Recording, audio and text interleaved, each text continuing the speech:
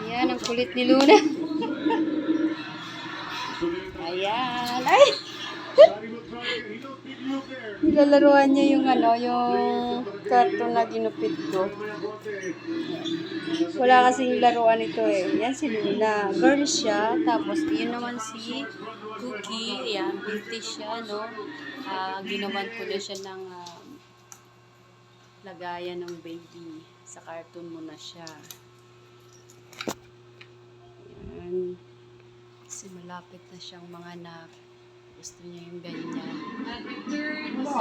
Meron siyang bahay-bahay dun sa baba. Kaso mas gusto niya yung ganyan tulugan.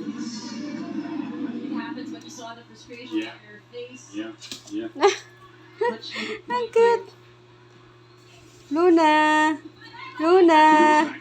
Ang cute-cute mo naman, Luna! Ito si Luna, mahilig maglaro. Anak yun ni Cookie, yung nabuntis. Nabuntis kasi ng pusa ko si Charlie. No, walang lahi. Persian ito si Cookie. Ang laki na ng tiyan niya. Gusto niya yung walang makikialam sa kanya. Ayaw niya yung hinawak-hawakan siya, naiirita siya.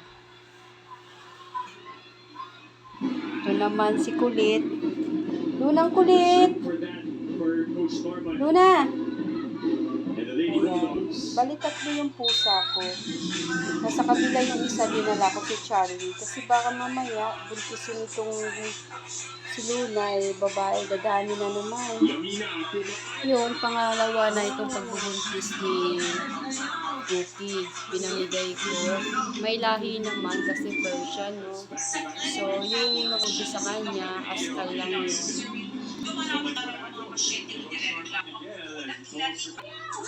Luna! Ayan. Mabait naman sila, no? Basta inaalagaan mo lang na maayos, kinakausap, sumusunod sila. Cute! Luna! Come, Luna! Subscribe and like and share. Thank you.